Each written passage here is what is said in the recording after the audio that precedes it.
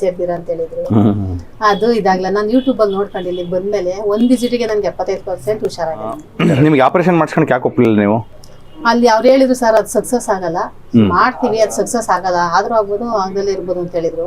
ಅದಕ್ಕೋಸ್ಕರ ನಾನು ಬೇಡ, ಸುಮ್ನೆ ಸಕ್ಸಸ್ ಆಗಿಲ್ಲ ಅಂದ್ಮೇಲೆ ಯಾಕೆ ಬೇಕು ಅಂದ್ಬಿಟ್ಟು ಯೂಟ್ಯೂಬ್ ಅಲ್ಲಿ ನೋಡ್ಬಿಟ್ಟು ರಾಕೇಶ್ ಸರ್ ಅಂತ ಬಂತಲ್ಲ ಸುಮಾರು ನೋಡ್ದೆ. ಅದು ಇವತ್ತು ನೋಡ್ದೆ, ಬೆಳಿಗ್ಗೆ ಇಲ್ಲಿಗೆ ಬಂದೆ. ನೆಕ್ಸ್ಟ್ ದಿನನೇ ಬಂದ್ರಿ? ನೆಕ್ಸ್ಟ್ ದಿನನೇ ಬಂದ್ಬಿಟ್ಟೆ ನಾನು.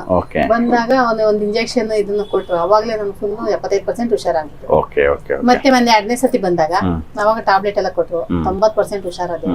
ಫುಡ್ ಅಲ್ಲಿ ನಾನು ಏನು ತಿನ್ನಲ್ಲ ಸರ್, ಬರೀ ಮುದ್ದೆ, ಮಧ್ಯಾಹ್ನದ ಮುದ್ದೆ ತಗೊಂತೀನಿ, ಬೆಳಿಗ್ಗೆ ಹೊತ್ತು ರೊಟ್ಟಿ ಹೇಳಿದ್ರಲ್ಲ ರೊಟ್ಟಿ ಅದು ತಗೊಂತೀನಿ ಅಷ್ಟೇ.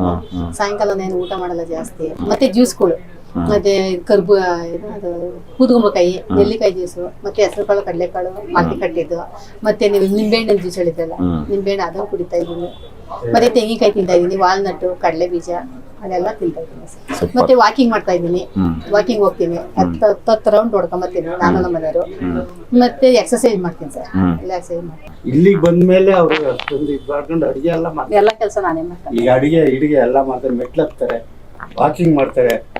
ಒಂದು 4-5 ಕಿಲೋಮೀಟರ್ ಮುಂಚೆ ಎಷ್ಟು ದೂರ ನಡೀತಿದ್ರು? ಮುಂಚೆ ಇಷ್ಟು ದೂರ ನಂಗೆ ನಡೆಯಕ್ಕಾಗ್ತಿಲ್ಲ ಸರ್, ಇಷ್ಟು ದೂರ ನಡೆಯಕ್ಕಾಗ್ತಿಲ್ಲ. ಸುಮ್ಮನೆ ಹಿಂಗೆ ಇಟ್ಕೊಂಡು ಕೂತ್ಕೊಂಡ್ಬಿಡ್ತಾ ಇದ್ದೀನಿ, ನನ್ನ ಕೈಲಿ ಆತನೇ ಇಲ್ಲ ಸರ್. ಈಗ ತುಂಬಾ ವಾಕಿಂಗ್ ಡೈಲಿ ಕರ್ಕೊಂಡು ಹೋಗ್ತೀನಿ, ನಾನು ಹೋಗ್ತೀನಿ.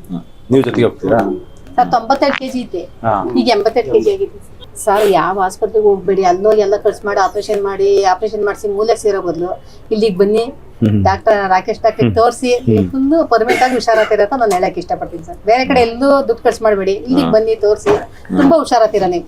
ನಾನೇ ಫುಲ್ ನಂಬಿಕೆ ಬಂದೈತೆ, ಅದಕ್ಕೆ ನಾನು ಎಲ್ಲಾರು ಹೇಳ್ತಾ ಇದ್ದೀನಿ ಇಲ್ಲಿಗೆ ಬನ್ನಿ, ಬೇರೆ ಕಡೆ ಎಲ್ಲೂ ಹೋಗ್ಬೇಡಿ. ಡಾಕ್ಟ್ರು ಅಂದ್ರೆ ರಾಯರೇ ನಿಮ್ಮನ್ನ ಕಳ್ಸಿದ್ದಾರೆ, ದೇವ್ರ ಮುಖಾಂತರ ದೇವ್ರ ನಿಮ್ಮನ್ನ ಇಲ್ಲಿ ಕಳ್ಸಿದ್ದಾರೆ ಅಂತ ನಾವು